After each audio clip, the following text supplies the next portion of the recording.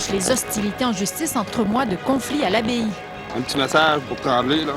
On est prêt à passer l'hiver. Le temps qu'il faudra, on durera. Maigrir ou mourir à petit feu, le terrible combat des personnes qui souffrent d'obésité morbide.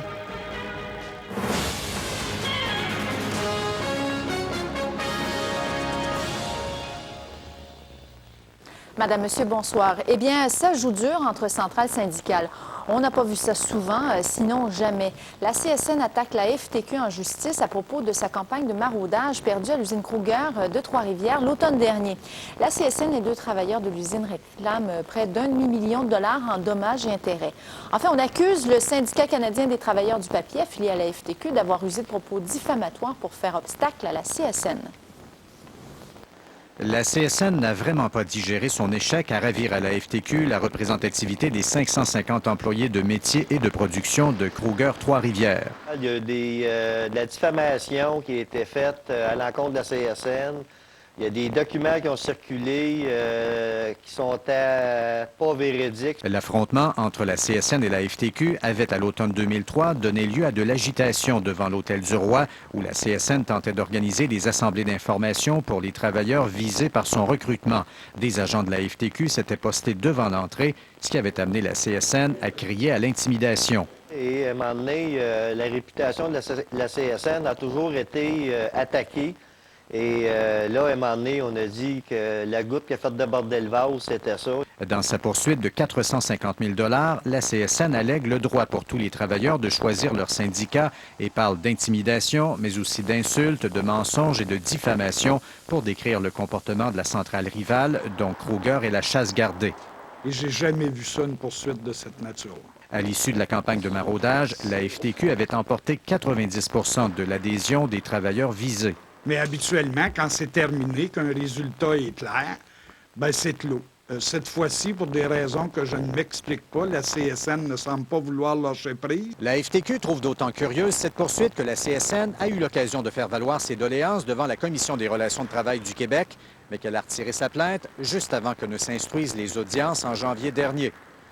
Louis Cloutier, TVA Trois-Rivières.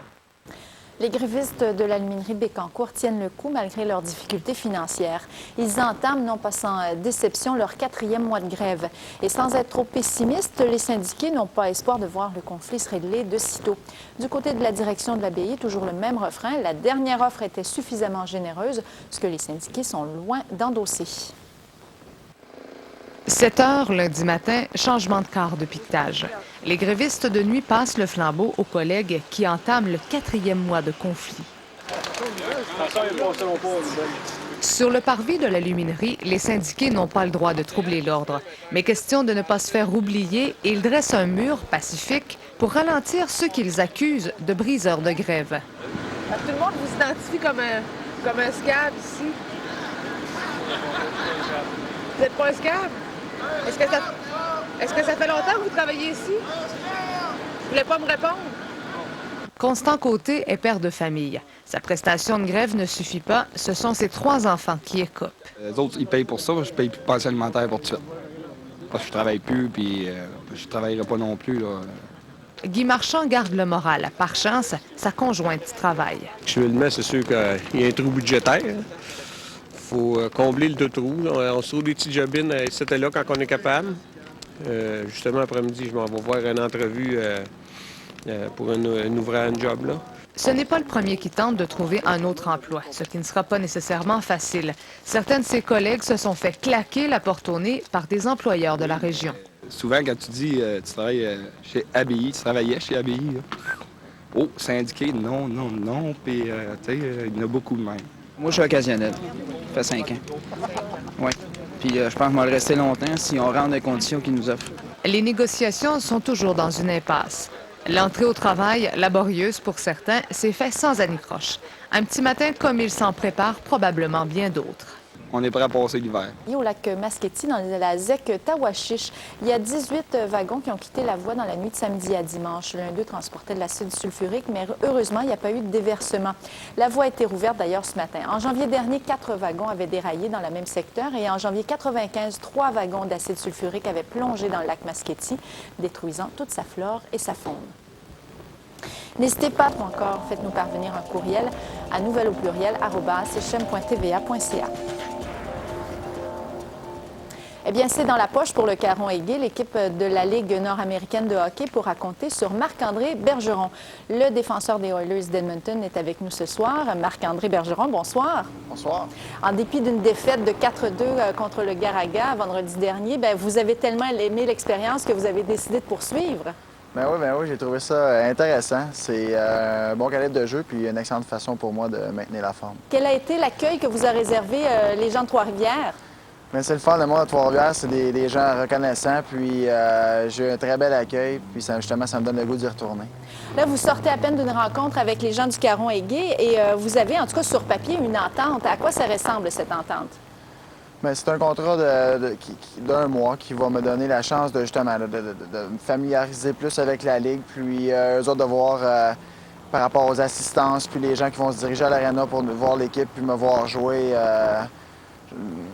Puis tout le monde sait que ça se peut que je parte pour la Suisse après Noël. Puis j'ai plusieurs options pour moi présentement qui sont sur la table. Puis je veux prendre le temps d'analyser tout ça, puis pas leur faire de cachette, leur faire croire que je suis jusqu'à la fin de saison, puis finalement partir après Noël. Donc, 12 matchs qui s'en viennent. Et il y a une raison bien précise à tout ça, c'est pour garder la forme, parce que, bon, avec un an et demi dans la Ligue nationale, vous voulez vous assurer de garder votre forme. Est-ce que c'est un niveau, c'est un calibre qui vous permet justement de demeurer en forme? Ben oui, c'est pour ça que j'ai décidé de joindre leur équipe. Puis présentement, avec l'entraînement que je fais, le 4 contre 4 de la tournée McDonald's, qui est un calibre de jeu très intéressant, puis les pratiques avec les cataractes que je vois une à deux fois par semaine, je pense que c'est un bon mélange de tout. Puis l'ensemble fait que je suis présentement en excellente forme, que si jamais ça recommence, je vais être prêt pour débuter la campagne. Bon, on va vous souhaiter donc de poursuivre et d'avoir beaucoup de succès. Le prochain match? C'est jeudi à Trois-Rivières. Je crois que c'était à 8 h. J'espère qu'il va y avoir beaucoup de monde pour venir nous encourager. On en a besoin. J'en suis certaine. Merci d'avoir été là. Merci beaucoup. Les groupes écologistes réclament une enquête publique pour étudier en profondeur la question de la réfection de la centrale nucléaire Gentilly 2. Ils formulent leur demande alors que s'ouvrent ce soir à Bécancour les travaux du bureau d'audience publique sur l'agrandissement des installations d'entreposage des déchets radioactifs à la centrale nucléaire. Les écologistes soutiennent que cette audience ne suffit pas à répondre à toutes les questions sur l'avenir de Gentilly 2. Ces immenses structures de béton en construction dans le périmètre de la centrale nucléaire sont vouées à contenir l'uranium lorsqu'il est retiré du réacteur. Si Gentilly 2 est rénové et continue de produire jusqu'en 2035, il faudra plusieurs autres modules comme ceux-ci. Hydro-Québec est prête à y investir 70 millions de dollars, mais doit d'abord obtenir l'autorisation du ministère de l'Environnement. Ce dernier a convoqué des audiences pour recueillir l'avis du public.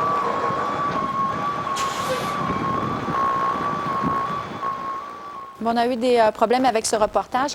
On va vous parler donc des citoyens nicolais qui ont eu le dernier mot. Ils s'opposent au projet d'emprunt de 1 650 000 $ pour la construction d'une nouvelle caserne de pompiers dans une proportion de 62 %. Moins de la moitié des citoyens s'est prononcé sur la question et le maire Clément Dubois, lui, est déçu puisque l'issue du référendum va entraîner de nouveaux délais et aussi de nouveaux coûts.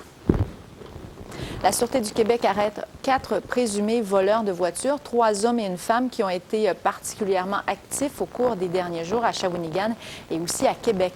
Éric Pichette, Patrick Larouche et Jean-Simon Lafrenière ont été mis en accusation cet après-midi à Shawinigan. Larouche et Lafrenière se trouvaient en liberté illégale au moment de leur arrestation. La Sûreté du Québec a récupéré 2 camionnettes, 2 remorques, un bateau et aussi une excavatrice. Pour l'instant, les 3 sont accusés de vol et recel. La présumée complice sera mise en accusation un peu plus tard. L'auberge Grand-Mère va rester fermée pendant encore au moins 2 semaines. Ainsi en ont décidé les proches du propriétaire Yvon Duhem, gravement brûlé alors qu'il effectuait des travaux de restauration.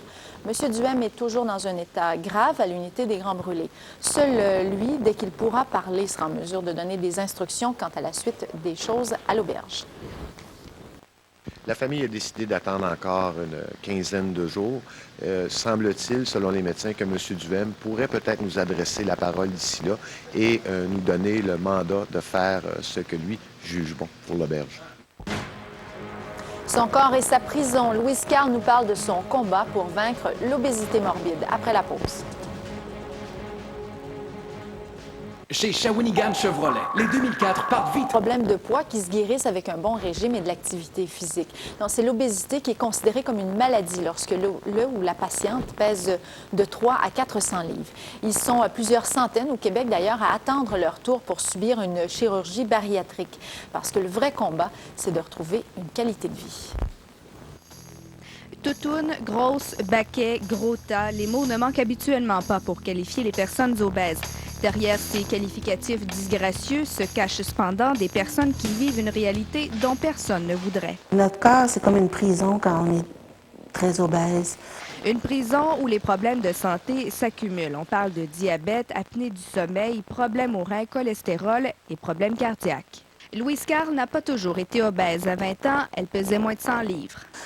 J'ai commencé à prendre du poids de façon progressive, quelques livres par année. Pourquoi ce résultat? Certains diront qu'elle mange trop, qu'elle est paresseuse. Mais le docteur Marceau, qui aide ces personnes depuis 25 ans, est catégorique. L'obésité morbide est une maladie. Il y a en nous un système de régulation du poids qui, chez l'obèse, ne fonctionne pas. La seule solution, la chirurgie bariatrique qui consiste à réduire l'estomac. La perte de poids qui s'ensuit est énorme, mais la liste d'attente est longue. Louise Carl attend depuis 2 ans. En Mauricie, 400 personnes sont sur cette liste d'attente. Alors, voici l'espace où je dors, c'est mon fauteuil. Depuis 15 ans, elle n'a d'autre choix que de dormir dans ce fauteuil. Où je dors à peu près entre 90 et 95 du temps. Est-ce que vous dormez? Bien, je dors très, très, très mal. Monter les escaliers ou simplement attacher ses souliers devient un défi. Le défi, c'est aussi de retrouver de saines habitudes alimentaires. C'est pas simple parce que les personnes obèses sont souvent démunies. Leurs problèmes de santé les forcent souvent à quitter le travail. Alors, difficile de bien manger, surtout lorsque les bons aliments coûtent de plus en plus cher. Ça coûte cher dans le sens que l'hiver, les fruits et les légumes, ce qui est bon pour tout le monde, c'est pas accessible pour ces gens-là. C'est trop cher. C'est même plus facile d'acheter des cochonneries. C'est du ballonné ou du chocolat ou de la liqueur, c'est moins cher. Suzanne Thibodeau travaille auprès de cette clientèle au CLSC des Forges. Ces gens-là ont de la difficulté à marcher, ils sont isolés et elles ne sortent pas. Ils n'ont aucune activité. Ils n'ont pas de revenus. Ils vivent sur l'aide sociale. Qu'est-ce qu'il leur reste? Manger ou mourir. Mourir, ce n'est pas le souhait de Louise Carl. Bien qu'elle soit en situation de survie, son but est bel et bien celui de vivre. Qu'est-ce que je me souhaite? Bien, retrouver l'âge que j'ai. J'ai 50 ans et retrouver ma capacité de vivre aussi intensément que je veux. Julie Grenon, TVA Trois-Rivières. Une entreprise de Trois-Rivières recherche un technicien ou une technicienne infographiste. Il s'agit d'un poste permanent à temps plein de jour. On demande un cours collégial en infographie complété et le salaire offert se situe entre 19 593 à 33 758 $ par année et on exige de 3 à 5 années d'expérience. Flash sur un ensemble laveuse-sécheuse Général Electric de très grande capacité. Pas un blanc nommé Duceppe, Laberge ou Larose, mais bien un noir né à Haïti et nommé Merville. Comme dans Locke Merville, le chanteur québécois bien connu pour son rôle de chef des sans-papiers dans Notre-Dame de Paris. On l'a aussi beaucoup remarqué pour son engagement humanitaire en faveur de ses compatriotes d'Haïti. Ceci dit, on imagine mal Locke Merville sous les traits du patriote de 1837 avec sa tuque, sa pipe puis sa ceinture fléchée. Pour ce rôle, on voit mieux, disons, un Gérald Larose. D'autant plus qu'il a été lui-même élu patriote de l'année en 96. Ça tombe bien, parce que ce soir, on va demander à Gérald Larose et à Locke Merville qu'est-ce que ça veut dire être patriote en 2004. Bonne émission.